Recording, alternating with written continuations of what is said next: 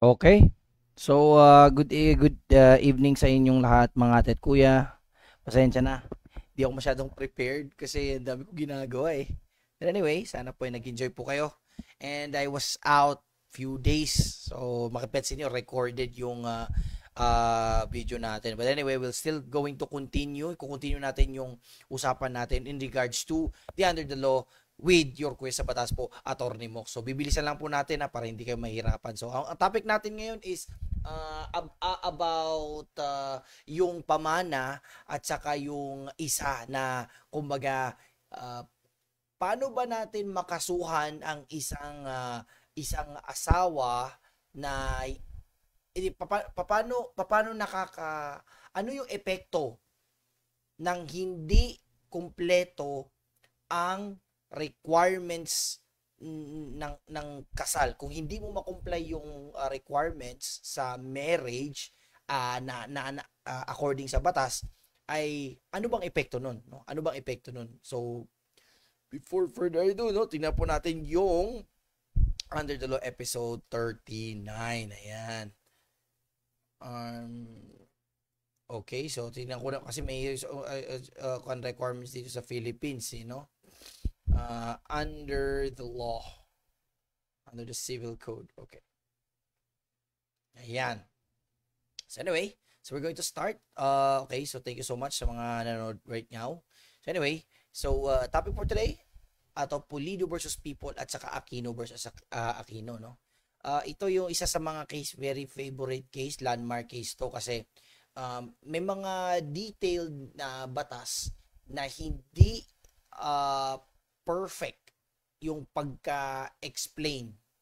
So dito, mas lalong naintindihan natin ano ba yung binigay ng batas. So, unahin muna natin yung Pulido versus People, then pagkatapos Aquino versus Aquino. I'll try to make it very, very short, no? As much as I can. Okay? Anyway, so, ang tanong is, if the husband marries his first wife with no marriage license, but then he married another second wife with no marriage ceremony, can he be liable under bigamy? So, usapan natin dito is bigamy. Ano ba yung ibig sabihin ng bigamy? No, mamaya pag-usapan natin yung bigamy. Pero sa normal na setup, ang bigamy is, kumbaga, si husband na lalaki, meron siyang asawa na first wife, tapos, uh, buhay pa yung pagiging asawa nila, no? Husband and wife, si husband ng asawa ulit ng second wife. So, yun ang bigamy, no? Yung second wife. Sino makakasuhan? Silang dalawa. Si husband na loko-loko at saka yung second wife. Yun yung bigamy. So, ang issue dito is ang issue dito is si first husband kinasal sila ni first wife na walang marriage license. Please take note, a little bit summary about this story is yung husband dito estudyante tapos teacher. Yan. Teacher. And teacher yung wife. So, to make things short, kinasal sila. Nung kinasal sila, somewhere down the road, hindi na, kumbaga, hindi na umuwi si husband doon sa first wife niya. Nag-contract naman siya ng second wife ulit, no? Dito sa second wife. So, yun yung pinaka-short version dyan. So, syempre, kung tutuusin, kinasal sila, no? Pero wala ngang license. Tapos, yung sa unahan, marriage ceremony. Ano ba, nagmamatter ba to, sir, attorney? So, yes, of course, nagmamatter yan. Kasi, para sa atin, valid to. Pero kailangan yung alamin or intindihin na sa batas ay kailangan po ng mga requirements. Ayan po, no? So, kung makikita po natin, no, family code. So, I'm going to look at the family code, marriage requirement, under family code, Teka, kasi hindi ko nalagay ito eh. Yung hindi ko nalagay ito eh. So, ito, explain ko lang sa inyo ha, para at least magkaintindihan tayo. So, dito sa kasal, so, according sa Article 2, no, ang kailangan sa Article 2 ng Family Code, just mag-imagine, pakinggan nyo lang ako ha, ang importante sa marriage, unahin mo natin Article 2, kailangan legal capacity of the contracting parents parties who must be male and female. Una, ang requirements ay kailangan male and female. Bali, lalaki at babae. It doesn't matter kung bakla or tomboy. Basta male and female. Ikalawa is a solemnizing officer. Excuse me. So, consently freely given in the presence of solemnizing officer. So, kailangan natin ng isang isang solemnizing officer. So, ano ba yung solemnizing officer? Pari, ayan no. So, normally, isa doon sa spouse, si husband or si wife, kailangan membro ng religion na yun. Say, for example, yung isa sa kanila ay Roman Catholic. So, kailangan yung mag-solemnize is default is yung pastor, yun. Pwedeng imam, rabbi, yun. Sa Muslim, imam, di ba? So, or wali, ayan. So, yan. So, other naman na formal requisite, which is Article 3, is isa sa kailangan din na sa marriage natin is yung authority ng solemnizing officer. So, ibig sabihin, kung anong nakasaad sa batas, yun lang pwedeng magpakasal. Hindi pwedeng kahit sino man pwedeng magpakasal sa iyo, no? Pwede ba yung kapatid mo maging ang mag-solemnize, siya yung magpapakasal sa inyo? Hindi pwede. So ano po sir yung mga pwede, no, na according sa law, no, according sa batas. So yung sinabi ko nga, imam, rabbi, pastor, yan, priest, mayor under local government code, judge, ayan po, no, sa judge, sa korte. So yan, pwede ka po ikasal, pwede po kayong sila yung magpapakasal sa inyo. Okay, no? So yan. Ikalawa is a valid marriage license. A valid marriage license, that is actually Article 3, no? Valid marriage license, importante ang formal requisites kasi kung hindi po valid po, possible po, no, na baka magkaroon ng void ab initio, no, as cited in Article 4. So, to shorten yung issue natin dito, ang issue dito is yung kinasal siya first wife na walang marriage license. So, of course, void ab initio na yun, no? So, wala. Not existing yun. Second wives, walang valid marriage ceremony. So, ano bang sabi ng batas, no? Kasi, syempre, kinasuhan ni first wife, si husband, at saka yung second wife ng bigamy. Sa mga hindi po makaintindi, yung pag mahirapan po kayo umintindi dito, pakisabi lang sa akin para ma-explain ko sa inyo, no? Ano ba yung bigamy? Okay? So, sige, intindihin natin. Ano ba yung bigamy? Sabi sa Article 349 ng Revised Penal Code, ang bigamy daw is the penalty prison mayor. Hindi ko maintindihan yung mga prison mayor na yun. Teka lang. Prison mayor. Penalties. Yung prison mayor is 6 years and 1 day to 12 years. Ayan. Prison mayor is 6 years and 1 day to 12 years. Ayan. A penalty of 6 years and 1 day to 12 years shall be imposed upon any person who shall contract a second or subsequent marriage before the former marriage has been legally dissolved, or before the absent spouse has been declared presumptively dead by means of a judgment rendered in the proper proceeding. Okay, so ibig sabihin dito, no? Contract shall be imposed upon any person who shall contract. So, ang husband, no, or any person, no, sabi dito, penalty, no, shall be contract second subsequent before the former marriage has been dissolved, absent spouse. Ibig sabihin, kung ang husband ay hindi siya nag-divorce kay first wife, tapos nagpakasal siya ulit ng second wife, bigamy yun, ha? Tandaan nyo, simple as that. Or, hindi siya namatay. Yun. So, dalawa lang yan, no? Kung ano yung requirements para pwede nang magpakasal yung husband. Kailangan muna na mag-divorce, no? Actually, wala tayong divorce sa Pilipinas, pero let's say, for example, divorce or annulment. Normally, tawag namin doon is declaration of the nullity of marriage, pero mahaba yun eh. But let's say, for example, divorce, maghiwalay. Gusto niyo nang tuldukan ang inyong relasyon. So, yun ang kailangan mo, or mamatay yung first wife. So, pwede na si husband na magkasal siya or maghanap siya ng new wife. Kung hindi patay yung first wife niya, or hindi na dinivorce by way of declaration of nullity of marriage or annulment, in short, makakasuhan siya na bigamy. Yun yung issue dito. So ano yung ano pa? Bakit kailangan daw ng declaration? Bakit kailangan ng annulment? Sir, ang haba-haba ng issue, sir. Bakit di na sila maghiwalay? Di ba katulad ni ng mga artista, madaling maghiwalay? Ayan. So, sabi sa Article 40 ng Family Code, tandaan nyo to, Article 40, the absolute nullity of a previous marriage may be invoked for purposes of remarriage. Tandaan nyo, remarriage. Remarriage. So, kailangan ng isang nullity, isang annulment, no, or absolute nullity of previous marriage para pwede kang makapag-asawa ulit. Ayan. Tandaan nyo, dalawa na tayo, topic na tayo. 349, meron pa tayong Article 40.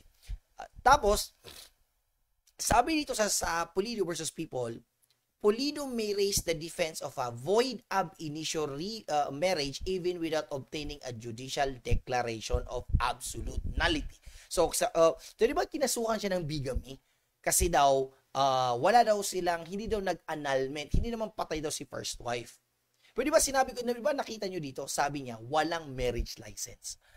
Sabi sa batas, pag wala kang marriage license, kahit ano man ang gawin mo, pag wala kang marriage license, void ab initio. Ano ba sir ang void ab initio? Void ab initio, ibig sabihin, kumbaga, hindi siya, kumbaga void siya. Void, kumbaga, ano bang ibig sabihin na pwede natin sabihin sa void? Void, hanapin ko. What is the meaning of void? What is the meaning of void? Void is something daw na kumbaga, not valid, ayun. Not valid. So, hindi daw valid kung wala kang marriage license. Tatandaan, no? Sa gustong magpakasal under civil rights or gustong magpakasal ng traditional na kasalan dito sa Pilipinas, kailangan yung marriage license. Pag wala kayong marriage license, hindi po valid ang kasal nyo kahit gaano ka-ingrande yan. Alright? So, sabi dito sa kaso daw, sabi daw ni Pulido, dahil daw walang marriage license yung first marriage, pwede niyang gamitin yun na dahilan na pwede na siyang magpakasal ng second wife. Kasi wala nang silbi yung first wife, di ba? Yung first marriage. So, yun yung tatandaan nyo, no? Pag kayo mga wife, para sure ball kayo na pwede nyo kasuhan yung husband ninyo na gusto pang mag-asawa under civil rights, say for an exception for Islamic rights kasi pwede kang magpangasa after 4, no? So let's say set aside natin yan. So kung ang wife ay gustong ma-secure ang kanyang husband, pag kinasal kayo or before kayo kasal, kailangan nyo ng mga requirements, especially marriage license, kailangan marriage ceremony. Anong marriage ceremony? Kasal kayo sa function hall, kasal kayo sa korte, kasal kayo sa mayor's office, sa church, sa mosque, or any pwede kayong mag-ceremony. Tapos kailangan nyo rin ng magpapakasal sa inyo, solemnizing officer, marriage license. Yun yung mga kailangan nyo, tatandaan nyo. Pero of course, there's an exception. So, ang tanong ngayon right now is, yung pagkasal ba, does the subsequent declaration of the nullity of the first and second marriage constitute a valid defense in bigamy? Para maintindihan natin to, ang sabi dito, yung pagpakasal daw niya sa ikalawa na babae, valid ba daw yun? Okay ba yun? Nahiwala siyang problema sa first wife. Bakit kailangan? Hindi naman actually kailangan. Actually, ito nangyari din dito. Maliban doon sa wala silang marriage license doon sa first marriage, nakakuha si Pulido or si husband ng declaration of absolute nullity during that time na kinasuhan siya. Again, nakakuha siya ng annulment or divorce paper or declaration of nullity of marriage during the case. Syempre, sabi ni wife, aba, di po pwede yun kasi mali yun. Ngayon ka lang kukuha ng declaration of nullity of marriage kung nung nangaliwa ka na, nangalabit ka na ng ibang babae, tapos ngayon ka na nag-divorce sa akin, ganon. So, sabi ng Supreme Court, dahil daw sa mata ng batas, kung meron kang declaration of nullity of marriage, wala na. So, wala ka ng kaso. So, ano ba sabi ng Supreme Court? No, sabi nito, hence, for all intents and purposes, from the date of the declaration of the first marriage as void ab initio, retroactive to the date of the celebration of the first marriage. The accused was considered never married under the eyes of the law. Dahil doon sa marriage license at sa declaration of nullity of marriage.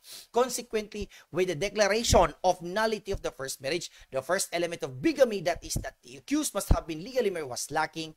Thus, the accused was acquitted based on the subsequent declaration of nullity of the first marriage, as there was no marriage to speak of. Ayan. Last but not least, sabi niya dito, no? Sabi ng Supreme Court, after a careful consideration, this court is constrained to abandon our earlier rulings that the judicial declaration of absolute nullity of the first and second marriage cannot be raised as defense by the accused in criminal prosecution for bigamy. Explain ko ito mamaya. We hold that a judicial declaration of absolute nullity is not necessary to prove a void ab initio prior and subsequent marriage in a bigamy case. Consequently, a judicial declaration of absolute nullity of the first and second marriage presented by the accused in prosecution for bigamy is a valid defense in respect of the time which they were secured. Now, ito sir, ano ba yung ibig sabihin dito? Sa bigamy case, si husband na nagpakasal, kumuha ng second wife, para wala siyang kasalanan. Bakit wala siya? Na-absuelto ang kanyang kasalanan. Bakit? Kasi so first marriage niya, hindi na siya valid. Hindi na siya valid kasi wala siyang marriage license. Sir, ano bang kwenta ng declaration of nullity of marriage or divorce paper or annulment, no? Divorce or annulment. Ano ba yung kwenta nun? Ano bang silbi nun?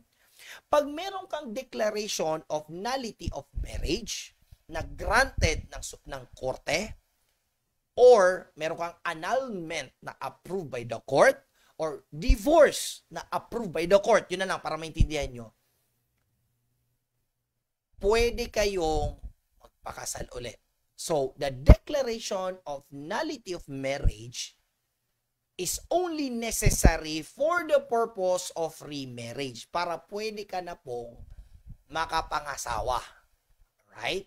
So, kung gusto mo lang i-prove na hindi ka nagkaroon ng bigamy case, ang importante, yung first marriage mo ay dapat hindi siya valid. Kasi pag valid yon, bigamy. Pag hindi valid yon, tingnan mo lang, tanggalin mo yung first wife, second wife, parang as if start as new, alright? Parang first wife na rin yan. So, tandaan nyo, no, importante na maintindihan nyo yung family code sa Article 1, 2, 3, 4, yung first part, no? Kasi kailangan nyo yun. Kailangan nyo yun. In Muslim marriage, hindi namin kailangan ng marriage license, at saka pwede pa kaming makapangasawa na up to 4, no? Of course, that is actually PD 1083 and also under Islamic rights. So, yan yung medyo different no na aspect, no. There are still exceptions, mahaba-haba pa talaga na usapan to. Pero dito sa Pulido versus People, ang moral lesson na nakuha natin dito is that bago kayo ikasal, make sure na na-comply nyo yung lahat ng requirements ng binigay ng batas. Say for example, kailangan male and female, kailangan merong solemnizing officer, meron siyang authority, tapos na nasa batas, tapos kailangan legal age, tapos kailangan pa ng witnesses, kaya yun yung mga kailangan natin. Yun ang una. Now, yun yung bigamy.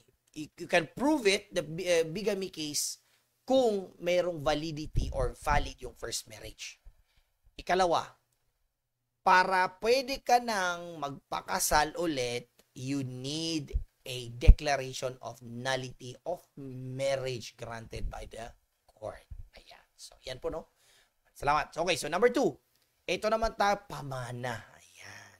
Can an illegitimate child or non-marital child inherit from her grandfather? Ay, take note, may mga bago ngayon, mga changes ngayon sa atin, sa legal world, at saka para medyo maintindihan nyo. So, ano ba ang illegitimate child? Yung legitimate child ay, kumbaga, si mama at saka si papa, kinasal sila, tapos pinanganak ako. So that is legitimate child. Bakit? Kasi I was born during the celebration or after the celebration of the marriage. So legit siya, legit ako, legitimate child, alright? Or marital child, kasi nagpapalit na ngayon, pinalitan ngayon, para kung medyo astig daw siya. Hindi na, pwedeng legitimate child or marital child. Okay, walang pinagkaiba. Okay, another scenario. Si mama at saka si papa live in. Magjowa. Hindi sila kasal. So, may ginawa sila, pinanganak ako. Hindi sila kasal ha? Anong tawag sa akin? Illegitimate child or non-marital child. Why? Because I was born out of wedlock. Alright. So, hindi, pinanganak ako na hindi pa sila kasal. That is illegitimate child. Sir, pwede ba sir na maging legitimate ako? Pwede. Kung ako ay pinanganak na hindi pa kasal ang aking mga magulang, kung ikasal sila right after, during the course na buhay ako, magiging legitimated child ako. Which is, papasok ko sa marital child. Okay. Ano bang mga ruling dito, no? Ang issue kasi dito sa Aquino versus Aquino, very good case din to, is that si Angela, to make things sure, si Angela, illegitimate child. Illegitimate child, ha? Pero, dahil illegitimate child siya, yung grandfather niya, nire-recognize niya na parang, na part siya ng family. Alright? So, yung grandfather niya, siya yung nag-alaga sa kanya, inalagaan niya yung mama niya, kasi of course, granddaughter ito granddaughter si Angela. So, syempre, under the law, hindi po pwede ang pagmamanahan yung legitimate saka illegitimate. Kasi namatay itong si grandfather. Ayan. Namatay si grandfather or Miguel. Ayan, si Miguel. So, ano bang contention po sa batas? No? Tanong muna, kung si Miguel, si grandfather, ay meron siyang mga legitimate descendants. Meron siyang illegitimate descendants. Sino ang magmamana? Ayan. So, una muna, sabi nung ang mga legitimate, ang sabi niya dito, no, a natural, Article 943, no, of the Civil Code. So, a natural or legitimated child has no right to succeed ab intestato. Ab intestato is law governing succession or law on inheritance. Yan.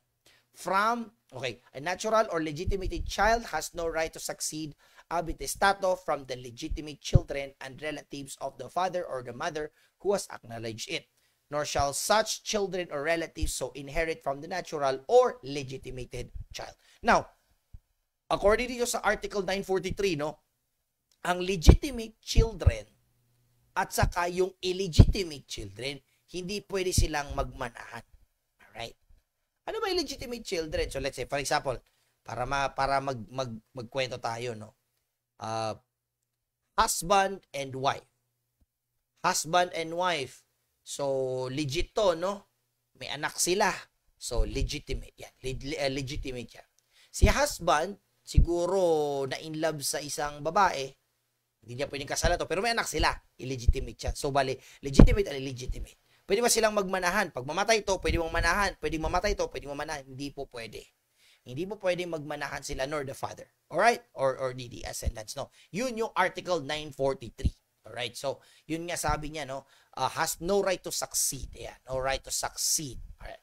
So, another na naman po is Article 992, an illegitimate child. Illegitimate naman to, no? Ang anak na pinanganak labas sa na hindi pa kasal ang mga magulang, wala po siya, no? An illegitimate child has no right to inherit ab intestato from the legitimate children and relatives of his father or mother, nor shall children or relatives inherit in the same manner from the illegitimate child. So, dito naman, ang ibig sabihin dito sa illegitimate child, wala din siya karapatan na makamana, no? As, kumbaga, parang reiteration siya ng Article 943. This is actually Article 992. No, para kumbaga masyado na talagang tight talaga. Specific na yung law. Pero sabi ng Supreme Court, kung ganun man siya, kawawa naman yung illegitimate child, di ba? Kasi kung titingnan mo, legitimate child, sabi dito is, pag wala siyang mamamana sa ang legitimate child, wala siyang mamamana sa illegitimate child, and vice versa. So dito naman sa Article 992, an illegitimate child, wala din daw siyang karapatan na magmana sa mga legitimate children at saka sa kanyang mga relatives sa kanyang father at sa kanyang mother. As in, walang mangyari. Kasi kawawa talaga illegitimate child. Supreme Court found an article or rule under the law na pwedeng makamana yung illegitimate child. That is under Article 982. Tandaan nyo yan. The grandchildren and other descendants shall inherit by right of representation, and if one of them should have died, leaving several heirs, the portion pertaining to him shall be divided among the latter in equal portions. Si grandfather, nakasulat doon sa pamana na bibigyan daw niya ang kanyang granddaughter na si Angela ng pamana. Pero ang contention ng mga legitimate children is 943 at saka 992. Pero sabi ng Supreme Court, pwede pa. 982. Ano ba ibig sabihin ng 982? The grandchildren, ayun, whether or not marital or non-marital, illegitimate, legitimate, ay pwedeng makamana by right of representation. Ayan. So, pwede na silang makamana. So, under the law on succession, yung grandchildren daw can inherit right of representation, meaning they step into the shoes of their deceased parent to claim their inheritance. Okay, dito sa situation na to, si Angela, yung mga magulang niya patay na. Okay? So, bali si Miguel, the grandfather, namatay, syempre magmamana yung baba, no? Yung magulang ni Angela. Pero namatay din sila. So, by right of representation, dahil namatay ang magulang ni Angela, si Angela ngayon yung next na mamamana. By the power vested under Article 982 na ang grandchildren or ang mga apo ay pwedeng makamana sa kanilang mga lolo. Doesn't matter kung legitimate or illegitimate. So, kung hindi man makamana yung magkakapatid, no? Magkakapatid sa ibang nanay, yun na lang, magkakapatid sa ibang nanay. So kung hindi sila pwedeng magmanahan kasi kahit man magkapatid sila sa ibang magulang, although pareha sila ng tatay or nanay as the case may be, hindi po sila pwedeng magmanahan pero ang kanilang lolo, pwede po silang makamana doon. So si Miguel ay lolo ni Angela. So dahil doon, ang batas po ay mabait at binigyan po ng pamana. Sabi nga dito, the language of Article 982 does not make any distinctions or qualifications as to the birth status of the grandchildren and other descendants granted the right of representation. Moreover, as pointed out by Senior Associate Justice Estela Perlas Bernabe, to allow grandchildren and other descendants, regardless of their birth status, to inherit by right of representation will protect the legitimate of the compulsory heir they represent. Otherwise, the legitimate will be impaired, contrary to the protection granted to this legitimate in other areas of our law on succession. So, ang ibig sabihin kasi ng legitimate kasi dito, ito yung mga mamamana nila, sila yung kumbaga makakakuha definitely, no? Of course, there's with exceptions by the law. Sila kasi yung mga priority. Yun na lang para maintindihan nyo. Sila yung mga priority na magmamana. Yun, legitimate. Sino ba yung mga legitimate, no? Who are the legitimes to under the law, no? So, who are the legitimate under okay. Ang legitimate is for example, surviving widow or widower, yung mga anak, ayan po. So, yun yung mga importante, no? Sabi dito, legitimate is the part of the testator's property which he cannot dispose because the law has reserved it for the certain heir who are therefore called compulsory heir. So, dahil compulsory heir sila, sino ba yung compulsory heir? Sino ba yung compulsory heir? Ang mga compulsory heir, pag namatay si husband, normally, husband na lang. Pag namatay si husband, ang compulsory heir niya, si asawa niya, yung mga anak niya, at saka yung mga magulang niya. Yun. Usually doon lang umiikot, no? That is compulsory heir. So yun. Applying Article 982 in situations where grandchild's right to inherit from their grandparent is in issue is more in accord with our state policy of protecting children's best interest and our responsibility of complying with the United Nations Conventions on the Rights of the Child. To emphasize, this ruling will only apply when the non-marital child has a right to representation to their parents' share in her grandparents' legitimate. It is silent on collateral relatives where the non-marital child may inherit by themselves. We are not now ruling on the extent to the right of the non-marital child to inherit from their own right. Those will be the subject of a proper case, and so minded may also be subject for enlightened or informed future legislation. So, to make things short, kung ang isang illegitimate child ay isipin niya, paano ba magmamana ang illegitimate child? Ang first rule, pag ang magkapatid sa ibang magulang, pwede ba silang magmanahan? Di po pwede, no? Kasi may isang legitimate, kasi kasal doon yung kanyang magulang at saka yung anak niya sa kabit. Yun na lang, para hindi kayo mahirapan. Yun lang sa kabit. Pwede mo magmanahan sila? Di po pwede. So, kawawa naman to. So, kung meron siyang lolo. So, yung lolo niya, pwede siya makamana sa lolo kung patay yung mga magulang niya by right of representation. That is actually under the succession. That is also granted sa Article 982. So, hindi ibig sabihin na wala na pong mamamana ang ating illegitimate children. Alright? So, I think that would be all, no? Maraming salamat. Teka, balik ko lang dito, no? So, yun po, no? Sana po ay naintindihan po natin yung ating munting conversation about sa ating new rule of law.